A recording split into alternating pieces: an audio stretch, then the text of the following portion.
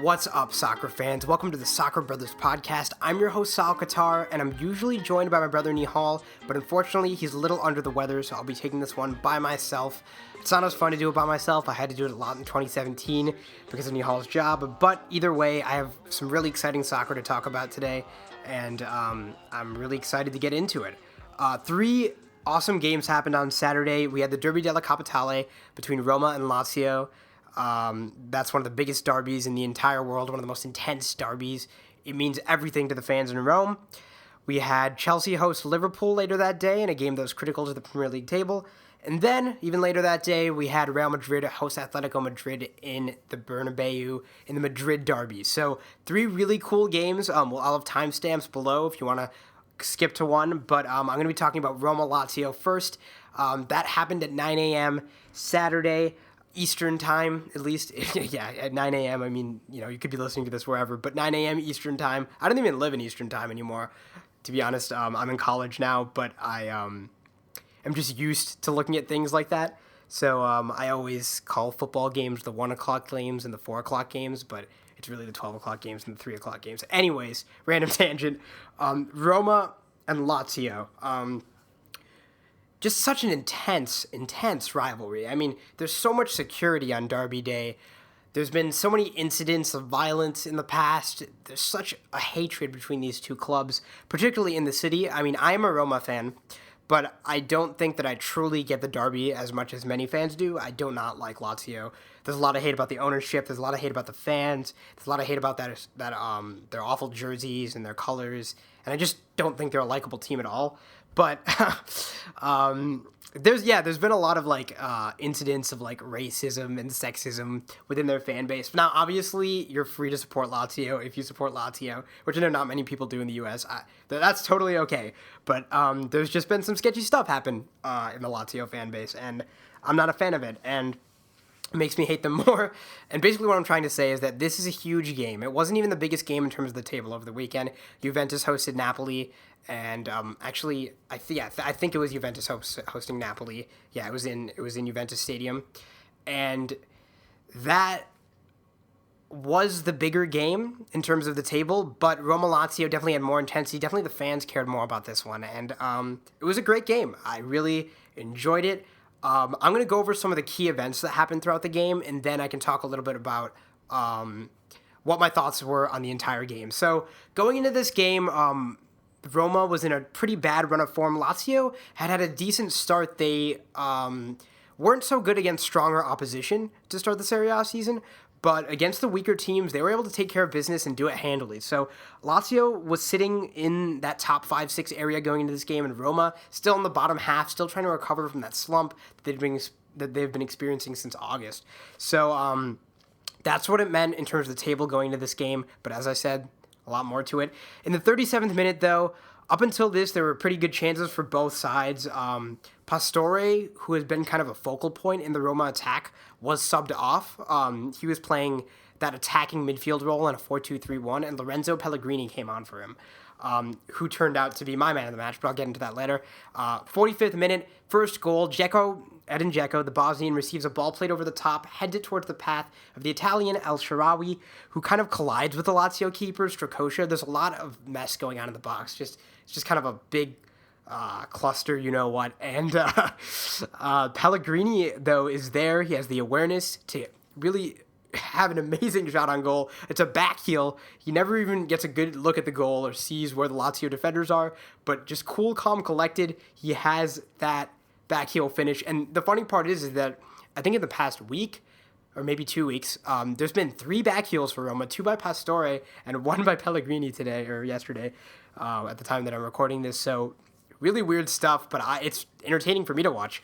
So then in the second half started in the 67th minute, just an awful mistake from the Argentine defender Federico Fazio for Roma. Ciro Immobile, the Italian striker, very seasoned, really a great player. I'll get into him later. Is able to take the ball from Federico Fazio inside Roma's half and score with a composed finish.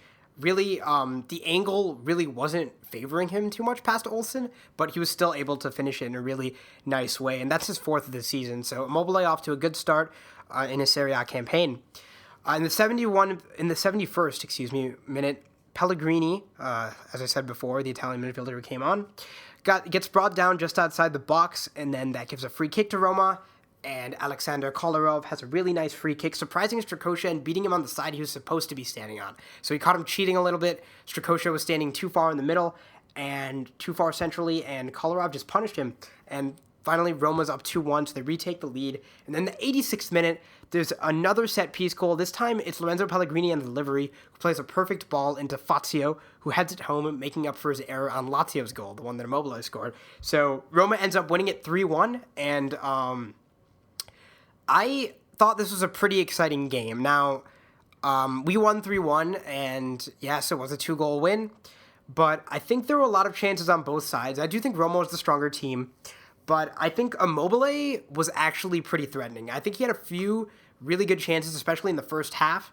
but he was caught offside a lot. I think Roma played the offside trap really well, and I think I think the biggest point for Lazio as a team, with that 3-5-2 formation that they play, is all about that physicality in the midfield. They're able to win the ball back really quickly. They've got a very strong midfield. They got Lucas Lueva, they've got Parolo, Milinkovic-Savic, one of the best young midfielders in the world, and then Lulic and Marusic on the sides, or on the wings.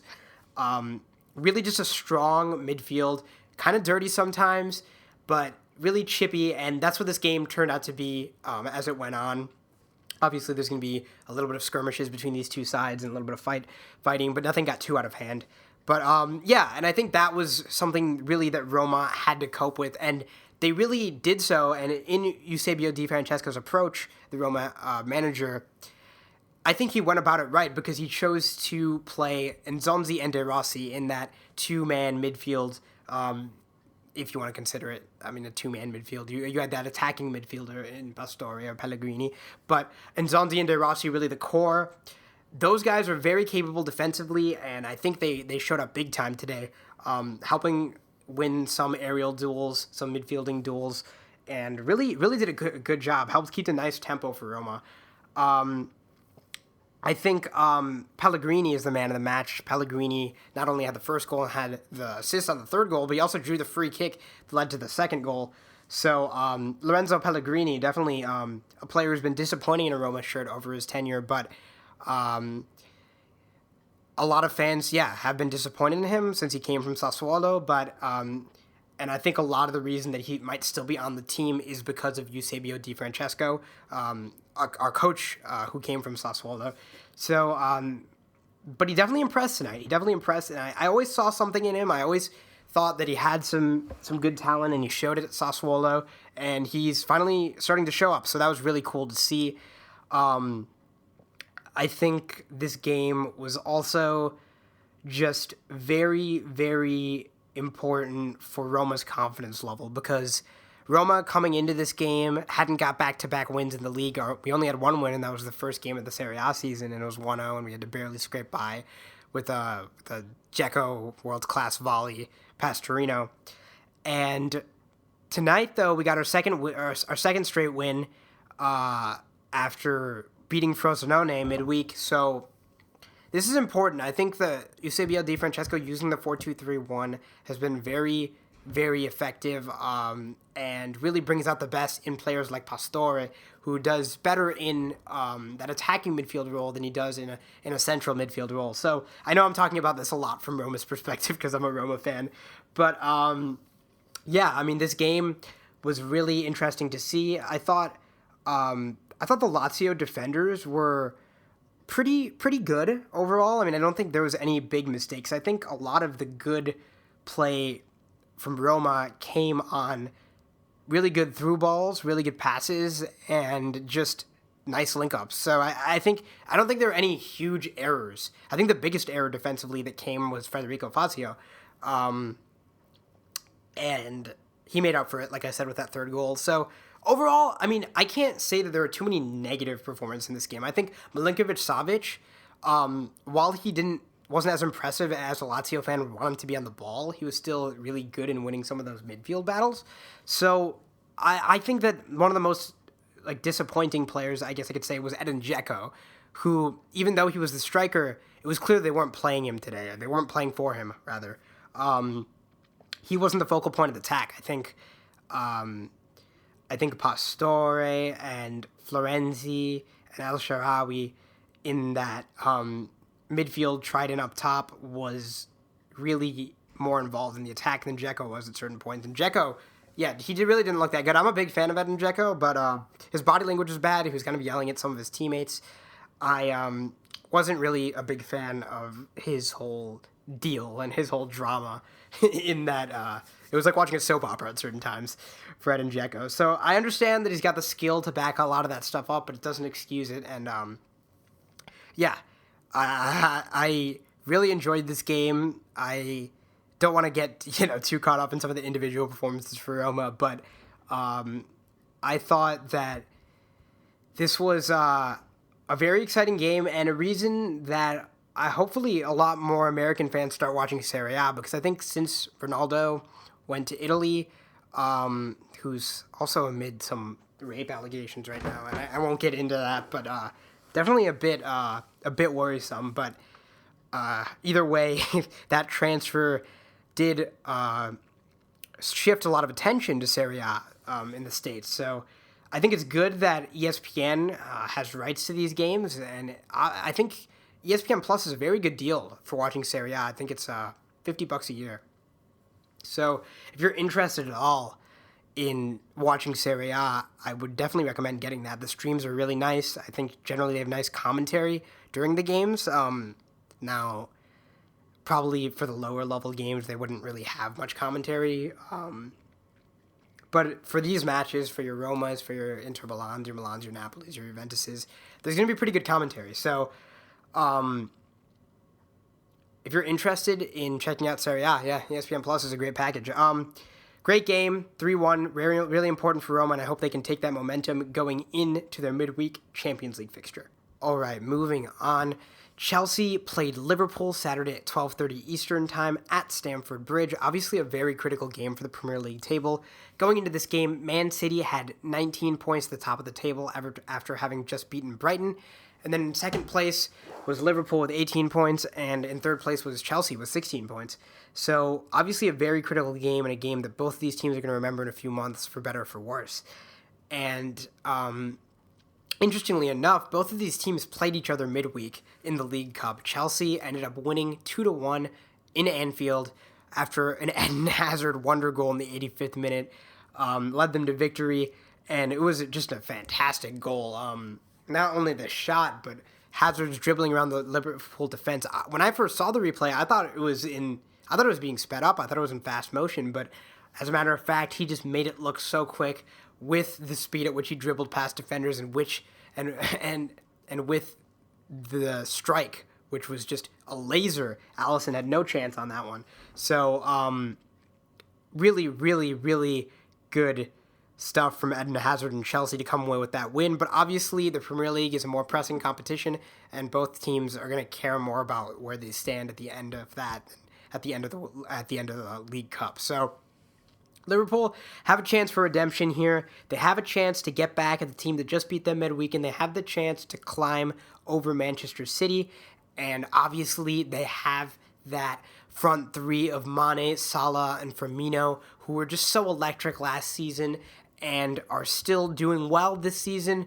Obviously, Mohamed Salah hasn't gotten off to the kind of start that he wanted and definitely showed in this game, but overall, just a very, very solid attack. Up front for Chelsea, you had Giroud, you had Willian, and of course, Eden Hazard. Both midfields were very strong, but I prefer Chelsea's midfield. Man, Chelsea's midfield, Jorginho particularly, the deep-lying playmaker that Maurizio Sarri brought from Napoli, is just really, really fun to watch, really capable of playing long balls from deeper positions, really has a great spatial sense for the game, high IQ, really fun player to watch.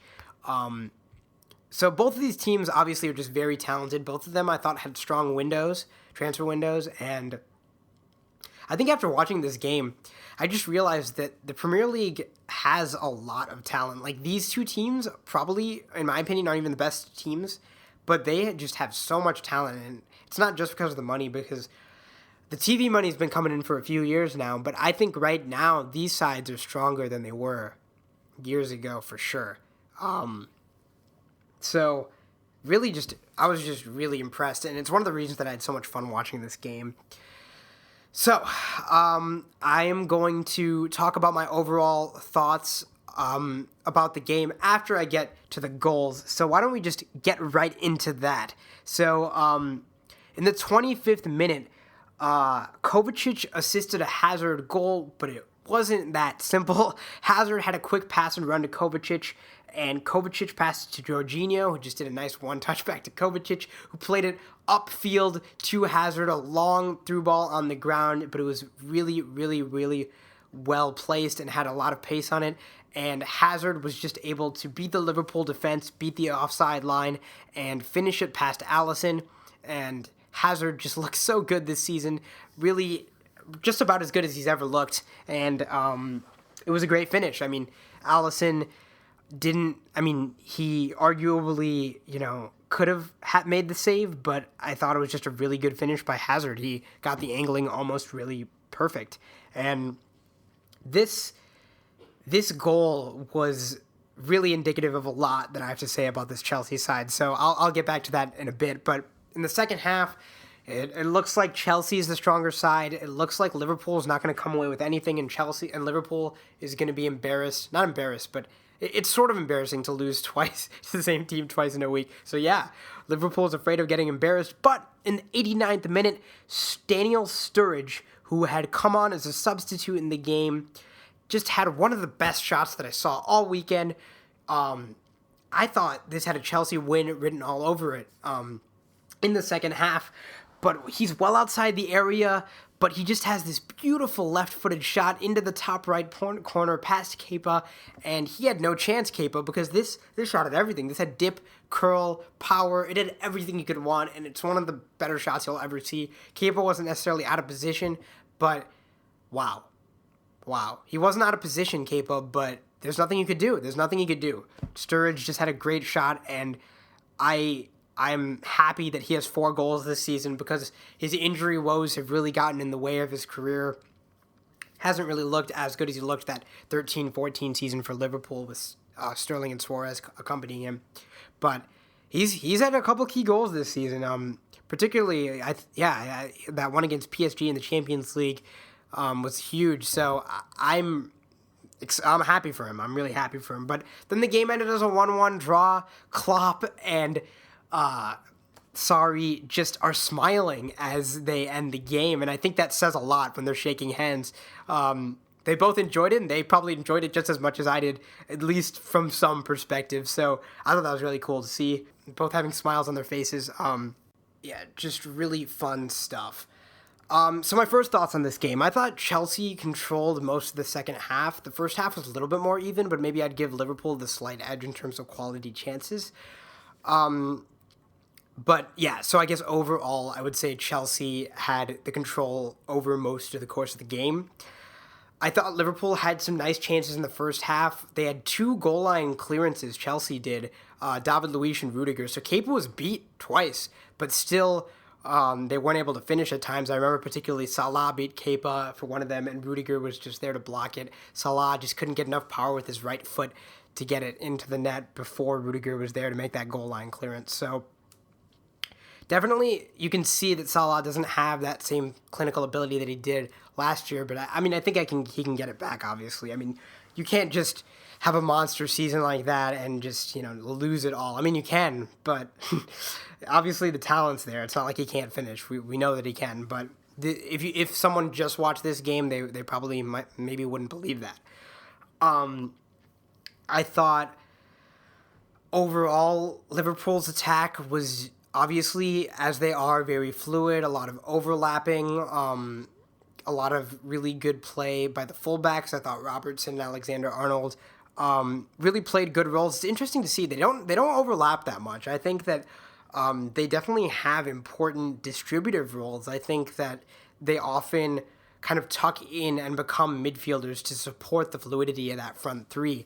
And actually, I think that ended up costing Liverpool for that first goal because Alexander-Arnold was actually out of position a little bit when Hazard was able to make that streaking run down the field and finish it past Alisson. So, yes, I think that Robertson and Alexander-Arnold's roles are important as kind of those playmaking fullbacks in certain situations, but it can leave them prone to counterattacks like that. And when Chelsea can spark that counterattack in 2 to 3 passes, which they can, because they have some of the best midfielders in the world in Jorginho and Kanté, who don't need time, they don't need space to play great balls, great through balls on counterattacks.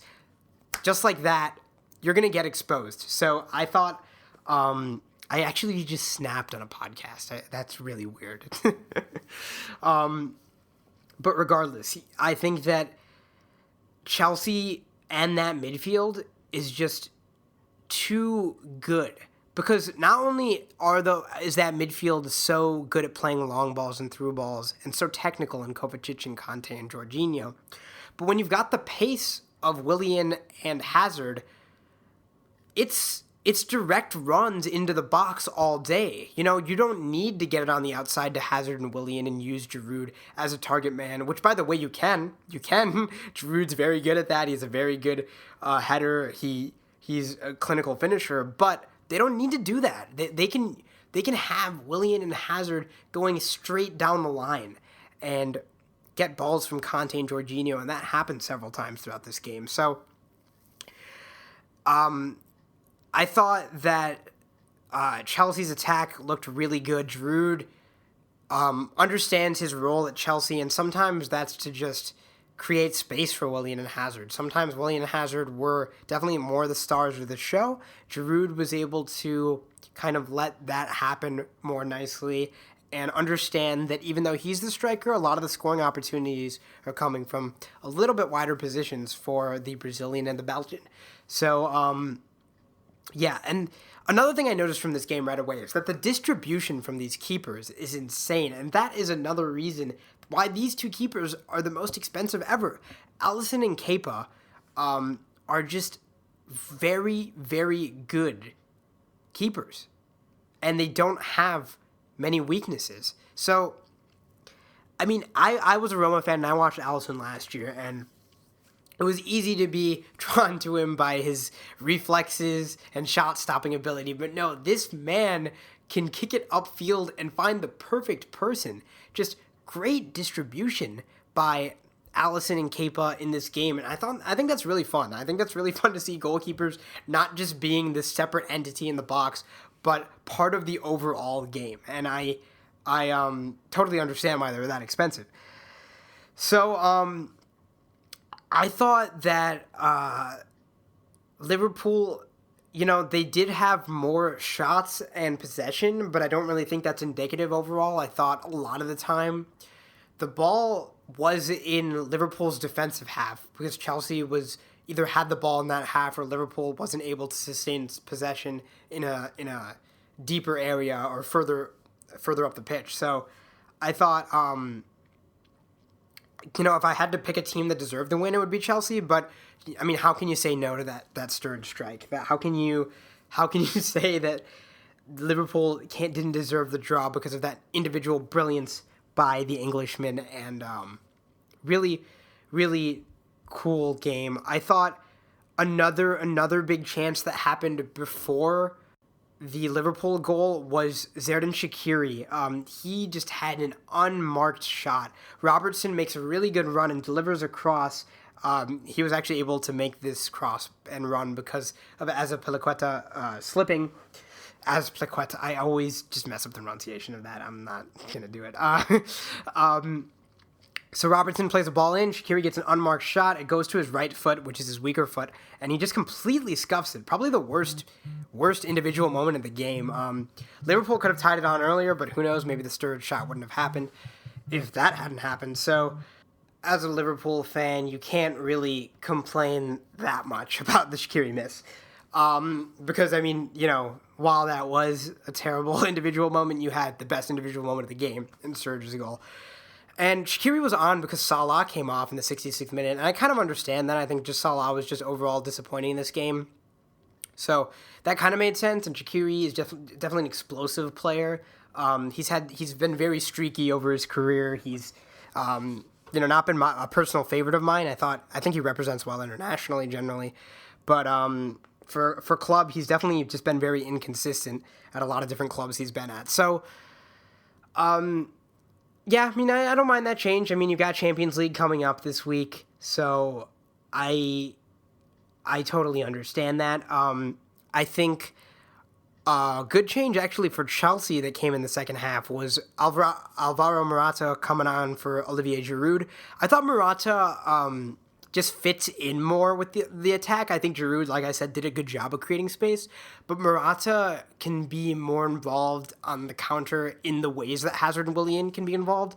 So I think that, like, I know Morata has had his moments where he wasn't able to score that much. I know that there's a lot of criticisms that can be made of him, but I think in terms of movement, it just makes a little more sense than Giroud. But I understand both of them. It's a luxury having both strikers, so I totally get it. I think this game was just classic Premier League football. A lot of speed, a lot of just truly physical play, and I loved it. I think that this game had moments of individual brilliance and tactical brilliance. I thought that in terms of the tactical battle, Sarri did probably win it over Klopp, and I think it's especially impressive considering that Sarri did, I think, for the majority of the game outplay Klopp,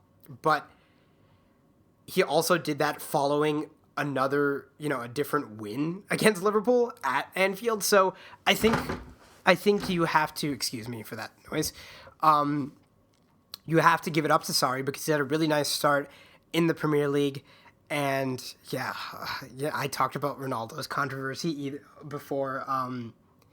Sarri also has said some questionable stuff, but as a manager, he's done a good job. This team is just very, very solid. And there's just a lot of things I like about them. I think, honestly, my least favorite part about this Chelsea team is definitely those two center backs. Now, I know David Luiz and Rudiger are athletic. They can play quick. They can play it out of the back pretty well. They can help stop counters with their speed, but they are prone to having individual errors, and they're not the best defenders as defenders. So I think, it's hard to ask for the really athletic defenders also who can play out of the back, can make surging runs forward, are really good on set pieces, and also just solid one-on-one defenders. Not everyone in the world is a Sergio Ramos or Rafael Varane.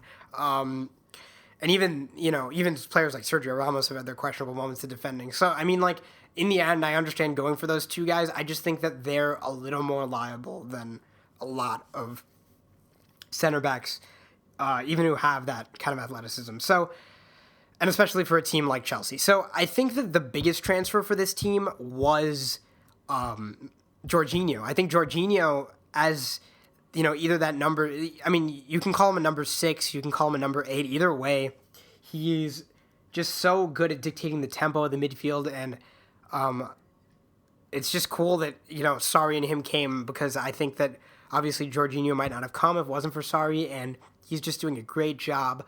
Liverpool, I'd be a little bit disappointed if I'm a Liverpool fan after this game, because I think that the front three just doesn't look quite as good as it did last year, and I understand that you're not going to get that, but particularly Salah, I think that this game could have been over in the first half if it was last year's Liverpool. I think that they could have put this game away, and as much as I think that midfielders like Milner and Henderson are solid, I think I prefer Naby Keita. And I know he was brought on later in the game, and but I think that he is just a very solid midfielder, very capable of winning the ball and just being a team player. So, I know that he goes in for the occasional poor challenge and everything, but I think that he does do a lot of the little things right. So I like him a lot.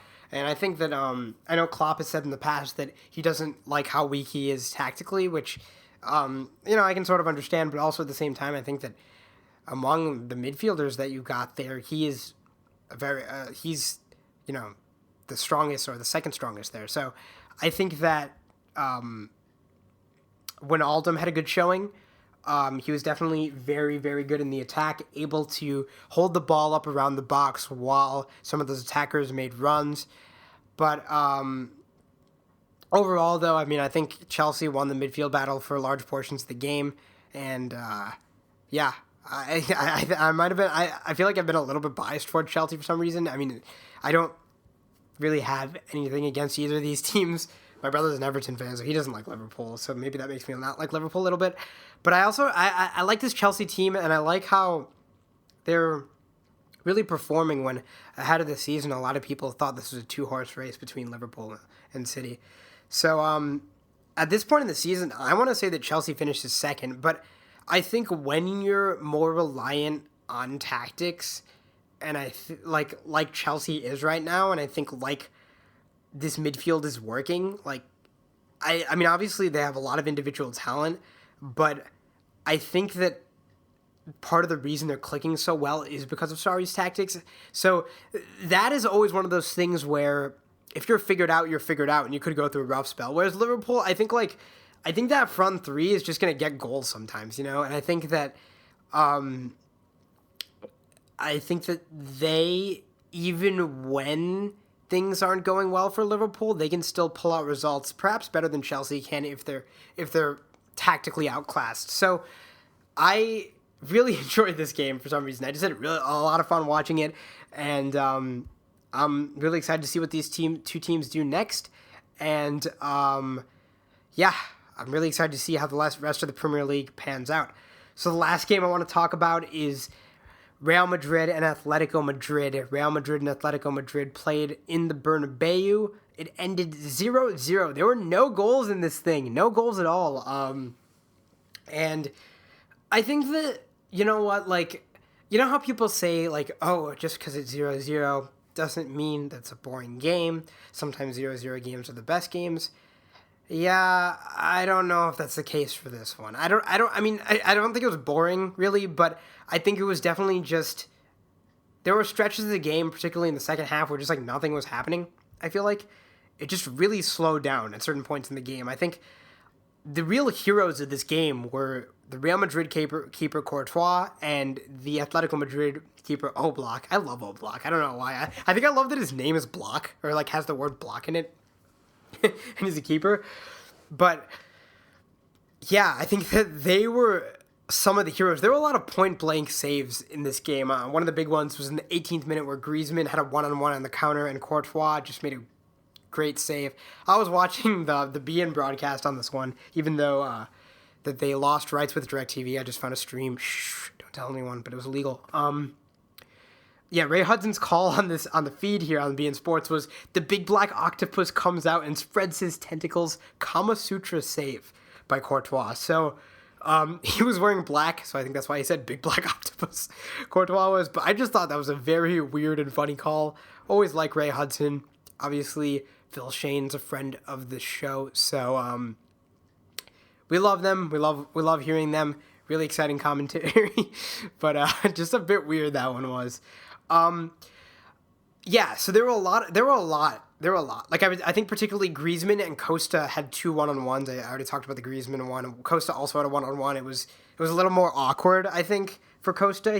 His touches were a little bit more slow, and he just didn't really get even the right angle on the shot. And then Asensio had a really big chance where he, on the counterattack, almost scored, but Oblak was there to save it. I thought that the substitutions were really key in this game.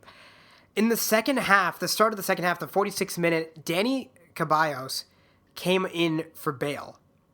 Now, Ceballos is a central midfielder, and Bale is a winger. And when you start off in this 4-3-3 like Real Madrid's been playing for a while, when you take off a winger for a midfielder, you're essentially changing it into kind of what I saw it as was kind of maybe a narrow 4-4-2, not even a diamond really, because Modric and Kroos, neither one of them I thought really took playmaking responsibilities. Obviously, both of them are world-class midfielders who can play make, but none of them, I didn't feel like either one of them was like, okay, I don't have defensive duties for the most part. I'm a 10, I'm a playmaker.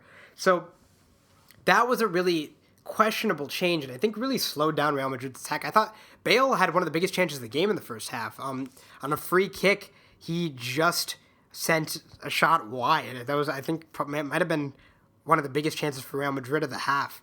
So I was really surprised at that decision, and I don't know if Lopetegui wanted to do that, or, it was more of a kind of failure for Real Madrid to play a diamond, because I think you just kind of had 4 central midfielders and just kind of some disorganization. Yes, very talented players.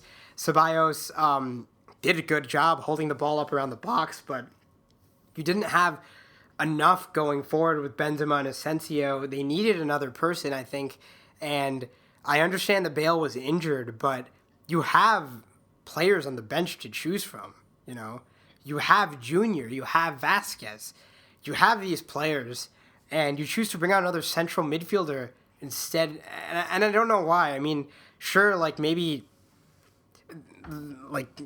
defensively there were benefits to that, but I mean, was Real Madrid really playing to tie after coming off that 3-0 defeat against Sevilla the week before? Are they looking to tie after seeing that Barcelona had drawn?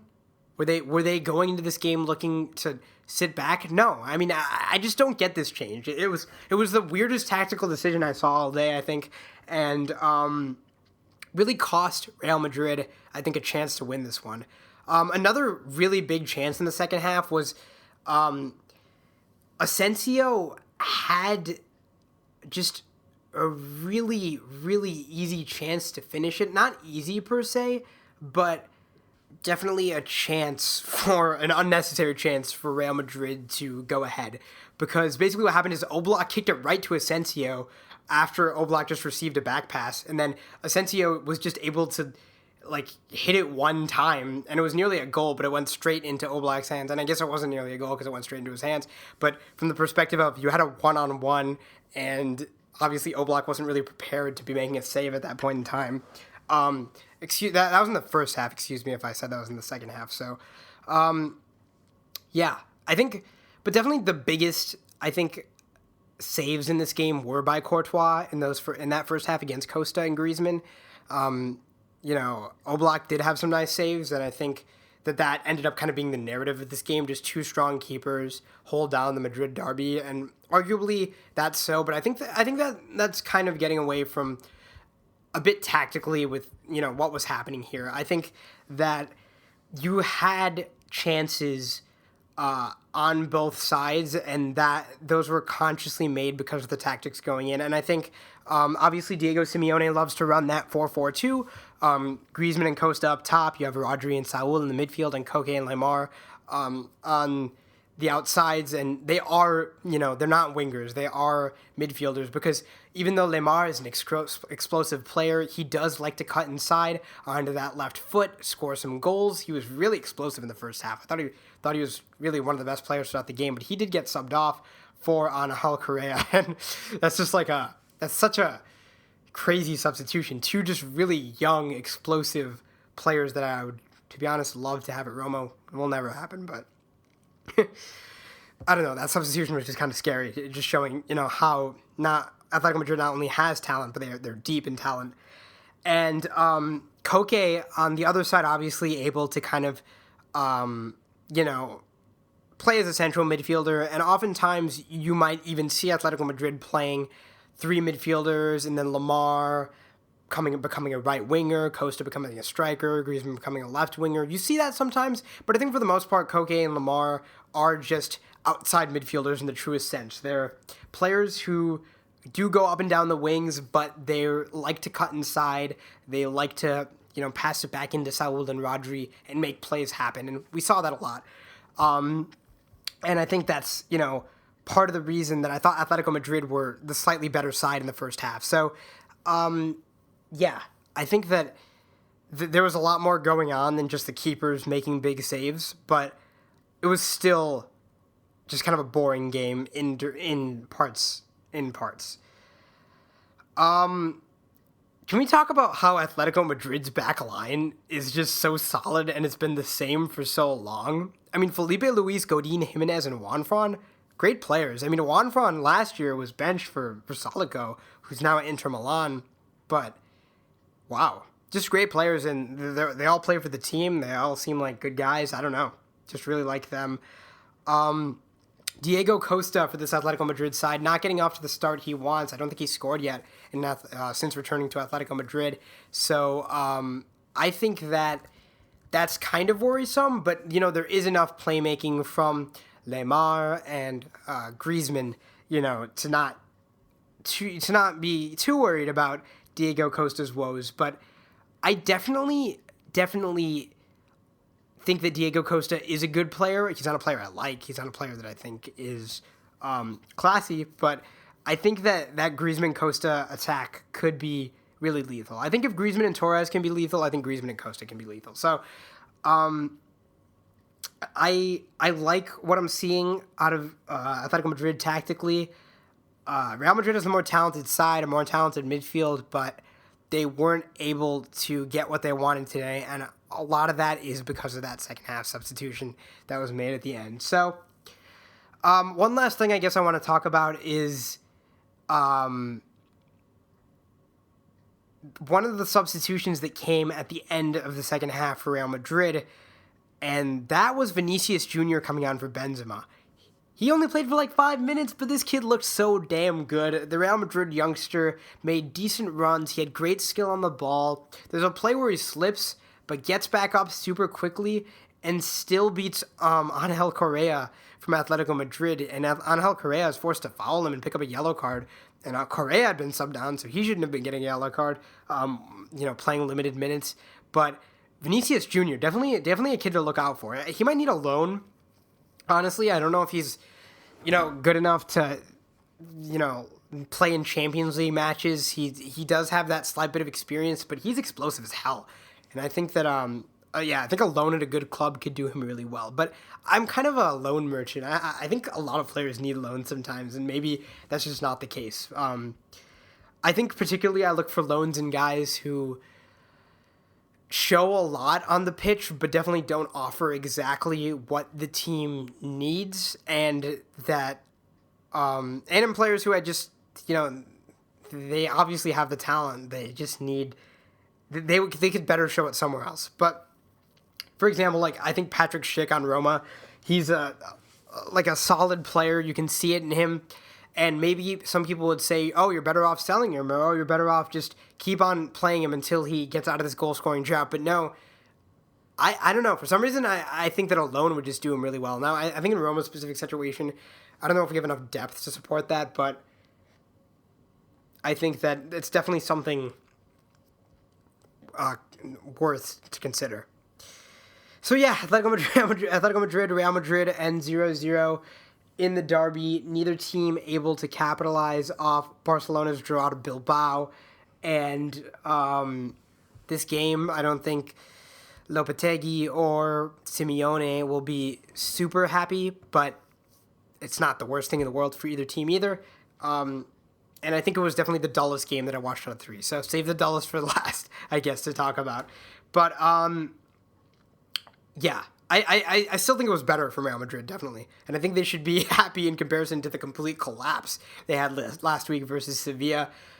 But I wouldn't, pin this down to Ronaldo or say that, oh, Ronaldo would have beaten Sevilla, Ronaldo would have beaten Atletico Madrid today, because there's quality. I think Asensio is a great player. Benzema and Bale are great players. I think Bale getting an emphasized role is really great. Bale's a hell of a player, and it was easy to kind of forget about that with Ronaldo, but he's just he's on another level. And even Benzema, he's definitely more than supporting Cristiano Ronaldo, or he's definitely more than that. The Frenchman can score, and he can just play a really pivotal role in the attack. I think that he wasn't getting the kind of service that a lot of Real Madrid fans would want. He definitely got like some half chances, but the delivery was just never quite to the point where he was like, he could get like a really open shot. And part of that is to the credit of Jimenez and Godin, who are just a great Uruguayan Atletico Madrid pairing who I really like. Also love Oblak, as I mentioned before. Atletico Madrid, just a really lovable team to watch. I would hope if they could I would hope that they could snatch another title one of these years like they did in 2013, 2014. But then you think about how crazy that storyline was, which like it felt so crazy back then, and then you just remember Leicester from 15 to 16, and it's like, yeah, nothing will quite ever top that. Nothing will ever quite top Conte, Vardy, Mahrez, and Ranieri in that run. You know, it's kind of depressing, isn't it? Like, nothing will ever pass that. It's okay, though. I would still get really excited if Atletico Madrid won the title, honestly. And even if, like, I thought it was exciting to see Monaco win the title recently. So I don't think that actually is a bad thing at all. But in a way, it's annoying that no one will ever be able to mention Monaco winning the title over PSG or Atletico Madrid winning the title over Barcelona and Real Madrid without mentioning Leicester, you know, because that was just more impressive. But it's whatever. I mean, I love watching all of these storylines, especially when some of these leagues get top-heavy, like, Bayern Munich winning the title so many times in Germany, or Juventus winning this title so many times in Italy. I love to see change-up. I love to see parity, which I know doesn't really exist in the truest sense in a lot of things. I think that the NFL has figured out in a way that I really like. When, there are a couple teams that make the playoffs every year. There are, like, dynasties like the Patriots and the 49ers in the 80s or whatever. But at least you have, you're never going to win, like, 3 Super Bowls in a row usually in this era or anything like that. And different teams are in the mix every year. This is just a big tangent, and I'm so sorry if it's been grating to listen to me talk about 3 games for around 45 minutes. My brother should be back next week, so yeah, he definitely will be. So stay tuned for that. If you enjoyed this episode of the podcast, be sure to review and rate us on SoundCloud, iTunes, or wherever you're listening. You can send us questions at SoccerBrothersPodcast@gmail.com. Our Twitter and Instagram handles are at SoccerBrothersPod. My Twitter is at ASR_Sahil if you want to, which is SAHIL if you want to follow that. You don't have to, no pressure. And yeah, we appreciate all the support and all the feedback.